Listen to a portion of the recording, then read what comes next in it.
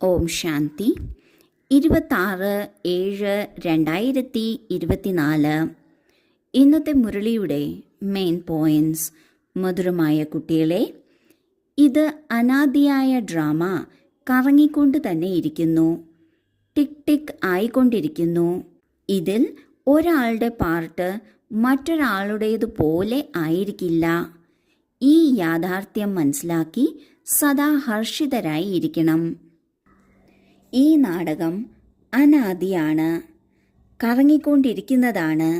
അതായത് ഇത് ആവർത്തിക്കുന്നതാണ്. ഇത് മുന്നോട്ട് പോയിക്കൊണ്ട് തന്നെ ഇരിക്കുന്നു, നിന്നു പോകുന്നില്ല. ഈ നാടകത്തിലെ ഒരാളുടെ പാർട്ട് മറ്റൊരാളുടേതുപോലെ ആയിരിക്കില്ല.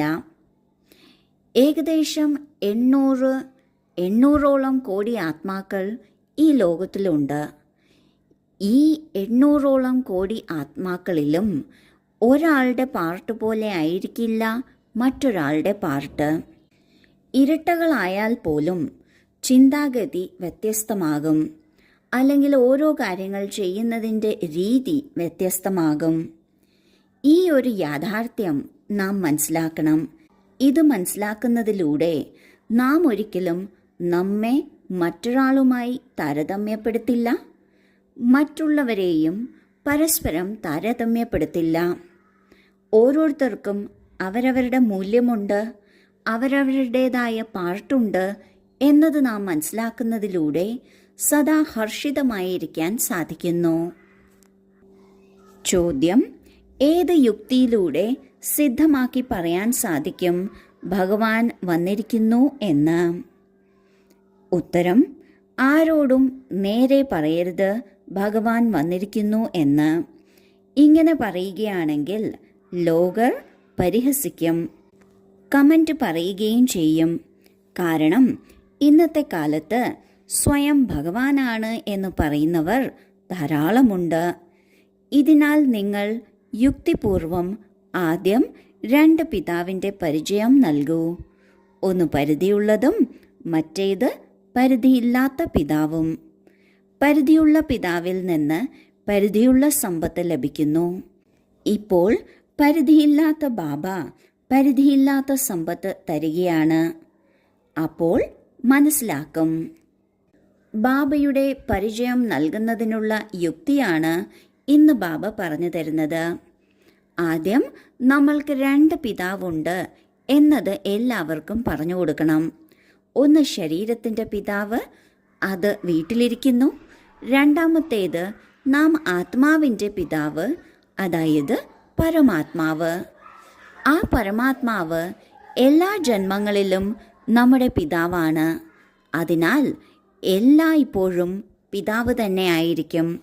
നമ്മുടെ നിത്യമായിട്ടുള്ള പിതാവ് ആ പരിധിയില്ലാത്ത പിതാവാണ്. പിതാവിൽ നിന്ന് നമുക്ക് സമ്പത്ത് ലഭിക്കുന്നു.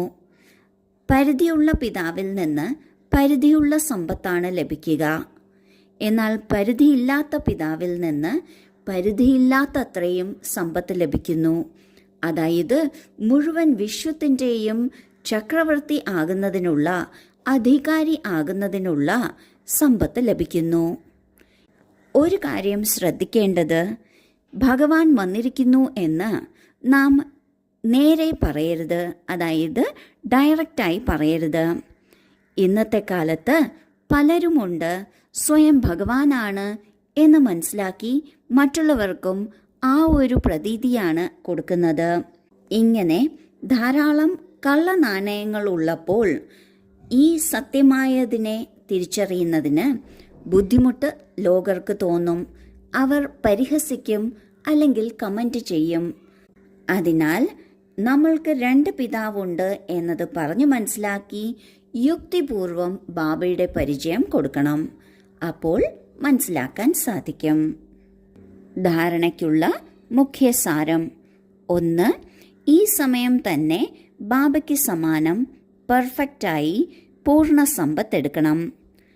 ബാബയുടെ എല്ലാ ശിക്ഷണങ്ങളെയും സ്വയം തന്നിൽ ധാരണ ചെയ്ത് ബാബയ്ക്ക് സമാനം ജ്ഞാനസാഗരനും സുഖശാന്തി സാഗരരും ആകണം. 2. ബുദ്ധിയെ പവിഴമാക്കുന്നതിന് പഠിത്തത്തിൽ പൂർണ്ണ ശ്രദ്ധ നൽകണം.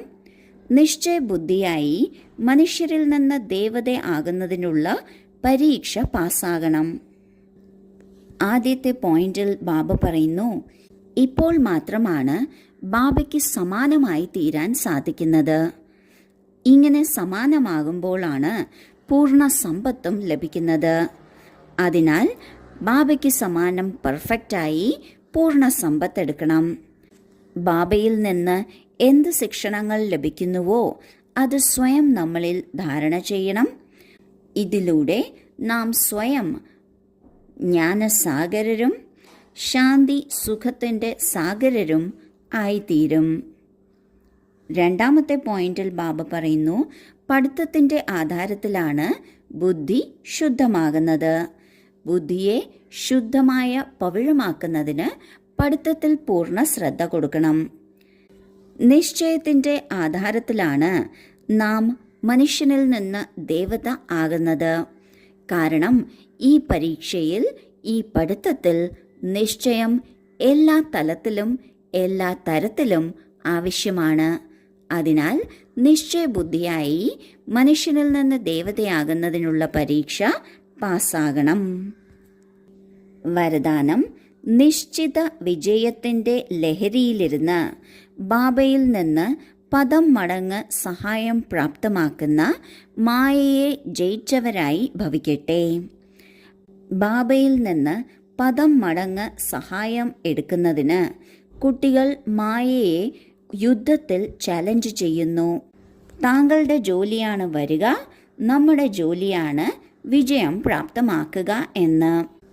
അവർ മായയുടെ പുലി രൂപത്തെ ഉറുമ്പ് രൂപമെന്ന് മനസ്സിലാക്കുന്നു. കാരണം അറിയാം, മായയുടെ രാജ്യം ഇനി സമാപ്തമാകേണ്ടതാണ്. നമ്മൾ അനേക പ്രാവശ്യത്തെ വിജയി ആത്മാക്കളുടെ വിജയം 100% നിശ്ചിതമാണ്. ഈ നിശ്ചിതത്തിൻ്റെ ലഹരി ബാബയിൽ നിന്ന് പദം മടങ്ങ് സഹായത്തിൻ്റെ അധികാരം പ്രാപ്തമാക്കിക്കുന്നു. ഈ ലഹരിയിലൂടെ സഹജമായി തന്നെ മായയെ ജയിച്ചവരാകാൻ സാധിക്കുന്നു. ബാബ പറഞ്ഞു, നമ്മൾ ഓരോ ആത്മാക്കളും വിജയി ആത്മാക്കളാണ്. അനേക കൽപ്പം മായയെ ജയിച്ചിട്ടുള്ളവരാണ്. മായയുടെ രാജ്യം ഇപ്പോൾ സമാപ്തമായി കൊണ്ടിരിക്കുകയാണ്. ഏതു കുട്ടികളാണോ ഈ വാക്കുകൾ പൂർണ്ണമായും വിശ്വസിക്കുന്നത്, ഈ വാക്കുകളിൽ നിശ്ചയം വയ്ക്കുന്നത്, അവർക്കറിയാം തൻ്റെ വിജയം നിശ്ചിതമാണ്. ഈ നിശ്ചിത വിജയത്തിൻ്റെ ആധാരത്തിൽ മായയെ വെല്ലുവിളിക്കാനും സാധിക്കുന്നു. മായയുടെ ജോലിയാണ് വരിക, എന്നാൽ എൻ്റെ ജോലിയാണ് വിജയിയാകുക എന്നത്. ഈ നിശ്ചിത വിജയത്തിൻ്റെ ലഹരി ആർക്കുണ്ടാകുമോ അവർക്ക് ബാബയിൽ നിന്ന് പദം മടങ്ങ് സഹായം പ്രാപ്തമാകുന്നു. ഈ ലഹരിയിലൂടെ മായയെ ജയിച്ചവരാകുന്നു. സ്ലോഗൻ: സങ്കല്പശക്തിയെ ശേഖരിച്ച് സ്വയം തന്നെ പ്രതിയും വിശ്വത്തെ പ്രതിയും പ്രയോഗിക്കൂ. ഓം ശാന്തി.